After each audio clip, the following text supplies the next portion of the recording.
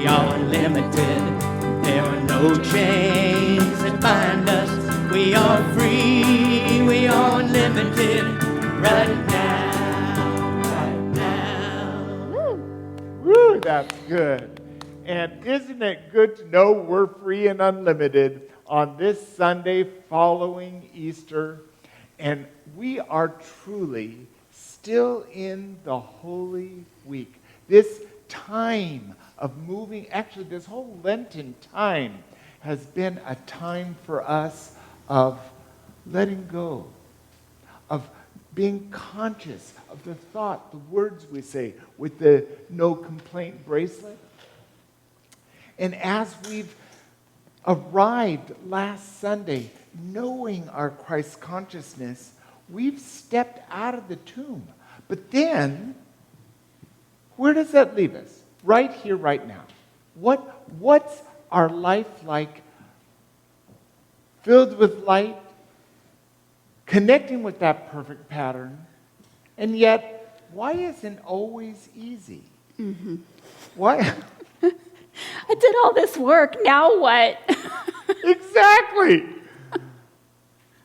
So our talk today is Divine discontent. yes. Which brings us to this first quote with Ralph Waldo Emerson describing times of divine discontent when your purpose may not be clear or your soul feels unsettled. Honor this time of unfolding. See what may be brewing below your discomfort. Mm-hmm. And I know for myself that during this global pandemic, during this time that we've been experiencing this shelter in place, it's given a lot of time to spend with me, myself, and I, and with the loved one I live with. And I know that with that journey comes times when I'm getting directed to do something and I don't want to do it. I don't know how to do it. And this can be disconcerting. But what Emerson tells here is what's for us to do is let's not stop at the wall. Let's look what's underneath it. And therein lies some potential treasure. Most definitely. I love what you said about this time being our time to spend with ourselves. And I can be my most favorite person, or I can also be my most despised person, because I come along with my inner critic and the one that is nagging in the back of my mind saying that I have to be in action, or I need to change something, or, just fix my circumstances. And it wasn't not very long ago that we did a Reader's Theater here at Unity of New Braunfels, where it was talking about what our ego does and the road trips it takes us on. The divine discontent for me, and I think we'll all resonate with this. If it's coming up for me, it's coming up for you. We're all one, right? So the divine discontent is pushing me. It's pointing out for me the gap between where I am and where I know I could be next. And the difference in the voice that I hear is not ego. It's that still small voice, that loving presence, that gentle push. Sometimes it can be gentle. If you ignore it long enough, God gets a little more forceful, at least with me. That shows me what I am to do next. And the discontent comes from, oh, my nest is so warm and cozy, and I've got it just like I like it. And isn't it true that as soon as we get comfortable with where we are and with who we've become and what we've done, we are almost always inevitably called to the next thing. Yes. And letting go can be sorrowful. And it can be uncomfortable. We can even be angry about it, discontent for sure. But if it's ours to do, it will persist. And we're going to just have to go with it and see what becomes next. Martha Smock, a wonderful Unity minister, said that life is the process of growth and becoming. We don't do anything in life without putting forth some effort, without doing some growing. But this is what makes life interesting. This is my growing edge, because I know the truth is that we are in constant evolution. We are in constant becoming, constant growth in the cycle of life, of what's next for me. But I forget at times that this is what makes life interesting. And I really dig in and hold on to what I've put so much energy into creating in the now. My home is perfect just like I like it. My career is just like I like it. My relationships, my friendships, my camaraderie with neighbors is just like I like it. So why would I want to change it? And I get that rub when called the not this anymore. If my house, my relationships, my career, my finances, everything is just like I like it, then why would I be called to do something different, especially after putting all that effort into it, as Martha says? It's because it's what makes life interesting. If we weren't in perpetual motion, then we would be what? Bored. And no one wants to be bored. This is good because, as we know, change is the only constant. Now, when we're young, a lot of that change is physical, and we have growing pains because it's uncomfortable to reshape our bodies. But we don't stop growing.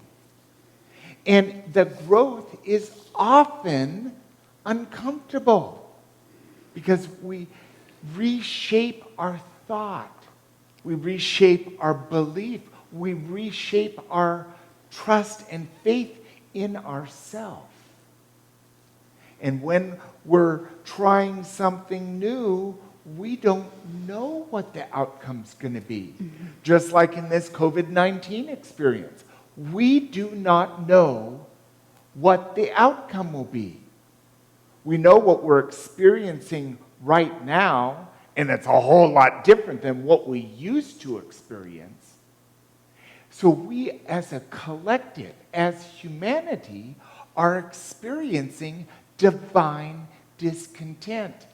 Not that COVID-19 in itself is divine, but we wouldn't have this situation if it wasn't part of the movement of our collective experience. Mm-hmm. So it, as I like to say, it's a classroom, and we are here to receive the lesson. And it isn't always easy, although, praise the Lord, we're teachable. Mm-hmm. We can learn new things, and this, as Martha points out, keeps life interesting. Mm-hmm. They don't call it growing pains for nothing. That's right. It's not called growing feel-goods. The Mahatma Gandhi, his wisdom says it just simply like this. Healthy discontent is the prelude to progress. So if this wisdom is that it's ours as we progress in our life. To be truly healthy, we need to embrace a little discontent to awaken our spirit to something new. Mm-hmm. And definitely be in tune with that feeling. I am certain that what divine discontent for me feels like isn't exactly the same, though it may be similar for you and for you. But I know that energetic signature. I know when the ground starts to shift under me, and I know when I start having those thoughts and feelings, and I just think to myself, oh gosh, this is going to be a big one because I can feel it. So I have to stop and think. Now bear with me. I heard you say that COVID-19 is not necessarily divine, but being that healthy discontent is the prelude to progress. It occurred to me in my meditative time this last week. How many of us must it have taken at one time to have a similar thought in alignment with the energetic vibration that said, not this anymore? Take that in. How happy were we racing to and fro, constantly on our devices, chasing the next thing that's competing with the Joneses, not having time with our family? I speak to my parents every single day now, and I was too busy before. So I said it. I didn't have a forecast of COVID-19, but I could feel something big coming, the prelude to progress. And now look at all of the effort we're putting in together. All of the consideration and compassion and thoughtfulness, how we are willing to put the health and well-being of others before ourselves by staying in place and letting our medical staff and facilities and government do what needs to be done for the next thing to be revealed. And for it to be this big, even though it feels really scary, I am excited about what is next. And Margaret Pounder said, the condition of our outer world is always expressing the perfect outpicturing of our inner world. If we do not like the picture we see, we can change it by going within and putting our thoughts and feelings in order. We have been gifted that. We have been gifted that time precisely right now for at least the last 4 weeks. For most of us, it's been 6 weeks. And we are spending our time with me, myself, and I. The other words would come to me as with God, with communion time with God, with the Holy Spirit that is me, God in action, and sort out what is next. Where are there opportunities to let go of things that we maybe have been dragging around in our lives? Or those things, this has come up a lot for me, that I've been afraid to reach for the next rung on the monkey bar. This time has given us a great deal of reflection, connection with people that we may have forgotten about or missed in our lives. And for certain, it has highlighted the not this anymore and given me the room to think about, if it's not this, then what next? I love how this quote brings us to recognizing what's outpicturing for us. When we were talking about doing this talk, Maggie and I, it reminded me of this story. Now, you may not believe this, but this is some history. So we were living in Maui, and Owen, the accident had happened. Owen was still very much in recovery, and I was his primary caregiver. And we had talked about how we wanted some community. We wanted some spiritual community. So we sought out and we found a religious science community that was really quite a wonderful group of people. It was our introduction to New Thought. And we were really enjoying this community, and the leader had resigned and got called to do other things in her life. And so there started to be inviting other people to speak, and we had some friends that summered in, or wintered in Maui. And Nancy was there. We were at the service, and she calls the board president over, Andrew, and says, "Hey, Andrew, when are you going to have Gary here give a talk?"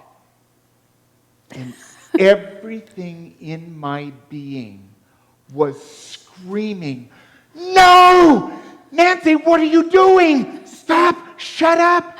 That's not mine. I don't do that. No way!" I was panicked. I mean, cold sweat.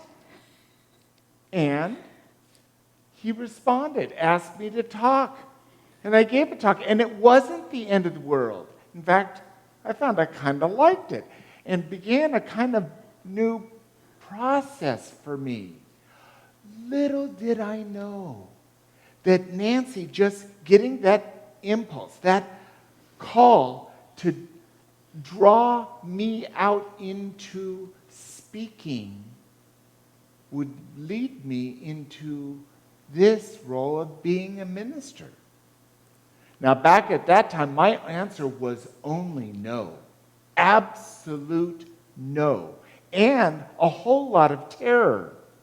And yet, if I hadn't been willing to put down what I had known and to accept the new offering, I wouldn't be here right now. And that's profound, that our life can change in an instant if we allow it. And divine discontent is when we have divine guidance leading us to our highest good. Now, what is leading me to do is not going to be the same thing that leading Maggie to do, or to lead Ron or Kevin or Emily to do. Each of us has our own journey, and we'll do it. And thank God we don't have to do it alone. And thank God for Nancy's in our lives. Oh, and then Sue Sicking, I love her wisdom. We will change until we come into our absolute expression. All changes are to establish us in our own true state of unfoldment. Mm-hmm. So our life as spiritual beings is a life of unfoldment, of becoming. And this life is change. It's change. And sometimes we resist change. Sometimes we welcome change. It's ours to moment, allow our unfolding. And when we resist, we're going to resist and hold on to a no. We're going to hold on to a fear, onto a doubt. And all we need to do is let go. Easier said than done, right? At times, it's, what do they say? It's simple, not easy. I'm thinking about another way that divine discontent shows up for me. It is that prelude to something new, to feature or highlight or spotlight where the gap is, where I've come up to and where I have not yet reached for. In that gap, I can make myself miserable. I know that I've outgrown a job. I know I don't want to live in X house or this city or that town, or I know I'm just dying to go to Greece. And if I can't get there, my soul will never be in its fullest expression. And I come up with all of the not now, soon, I'll get the money together to go to Greece, or this isn't a good time to sell this house, Gary. I mean, we're in the middle of a pandemic, for crying out loud.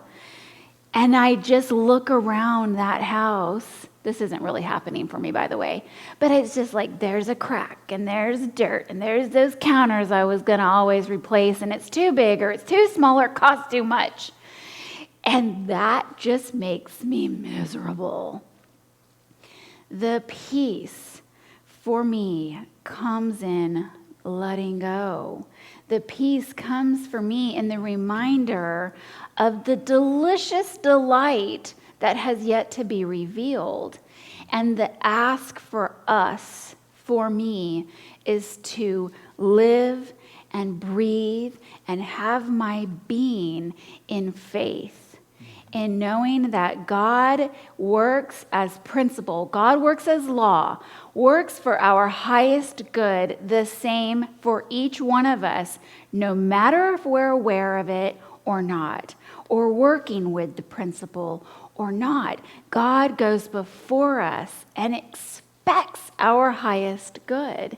And it's for us to stay in alignment with faith and expect that highest good for ourselves and know that the master creator is creating something wonderful right now for us to go to.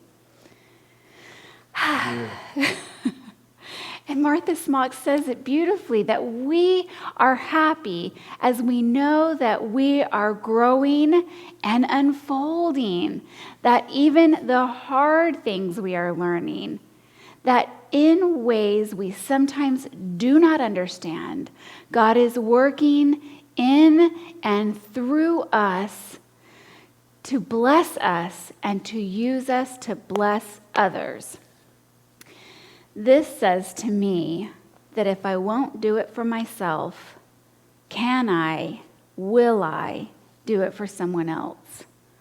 Because we often struggle to do for ourselves. We have a hard time showing ourselves the same love and compassion and forgiveness that we so easily extend to others. What Martha Smock says to me here in sharing this wisdom is that if I'm going to live small and I'm going to walk around in shoes that are too tight for me anymore, then I am exercising the greatest potential of robbing you of what it is that I bring into your life and how I share my gifts. So if I'm afraid for me, and I won't get out of my comfortable nest for me, then I have to switch my perspective, and it sometimes brings comfort to know that I can't rob you of the experience that is divinely appointed to come through me. My lesson, my teaching, my relationship with you. And it allows me to be brave. Just like in COVID-19. If I won't stay home for me, I'm going to stay home for you. Wonderful corollary. Beautifully said, Maggie. And as this is the crux of this talk today, it is an inside job. It always is an inside job. No one else can do my learning, my healing, my knowing, my believing. But that's not enough.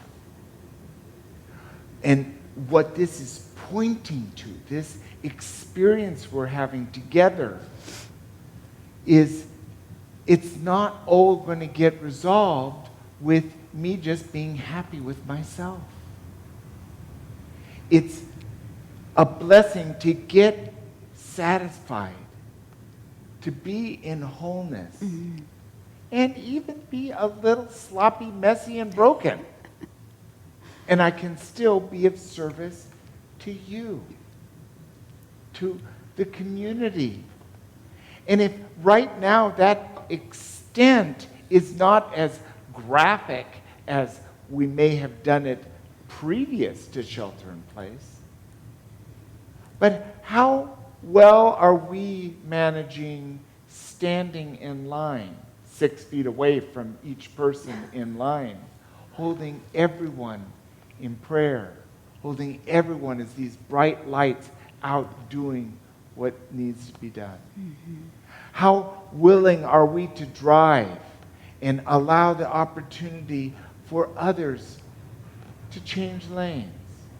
Because we've given ourselves enough rest, some time to read a little, to meditate more, to think about God more, which gives us some greater compassion, some greater love, that we can be of service prayerfully, with respect and trust.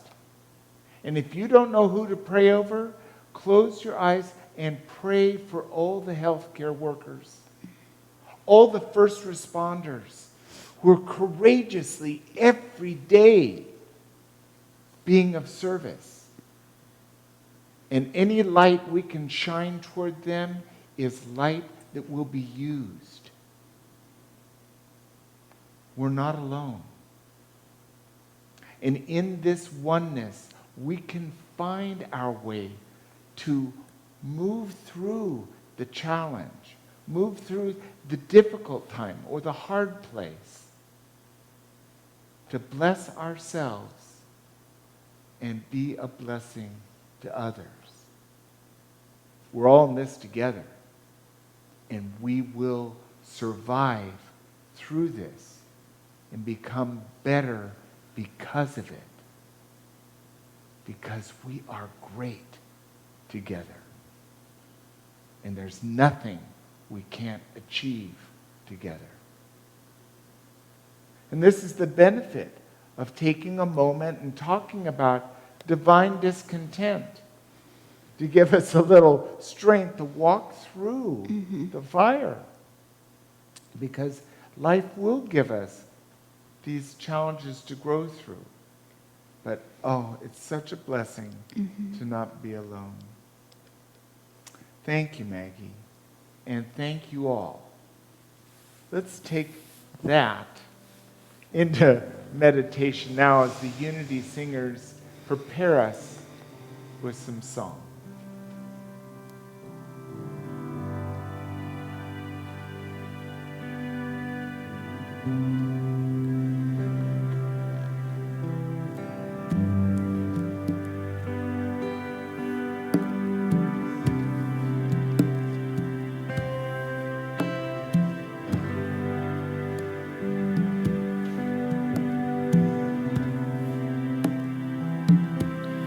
Go within to the one inside. Go within. Let it be your guide. Go within. Touch the truth. Go within. Know it's you.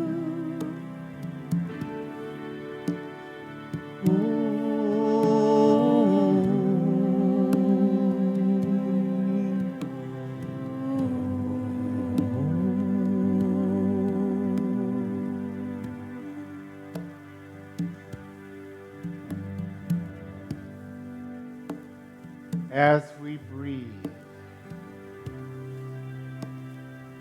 and let go of everything before this moment,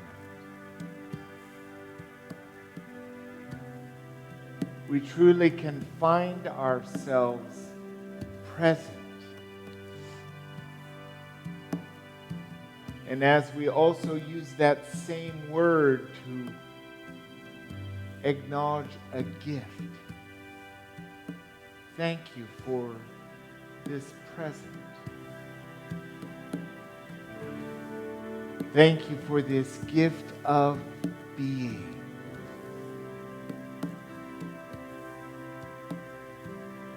So peace, be still.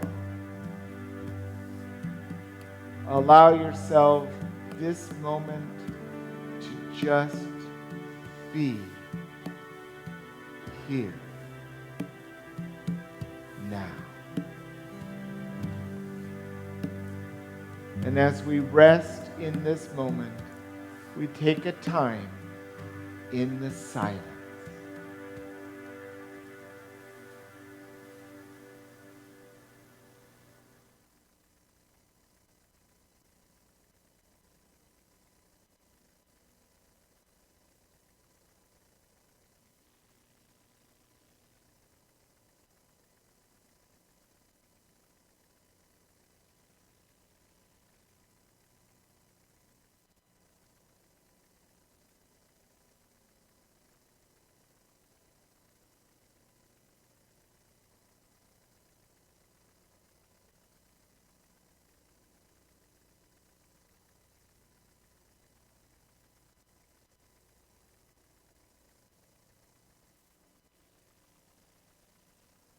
Let us bring from this beingness,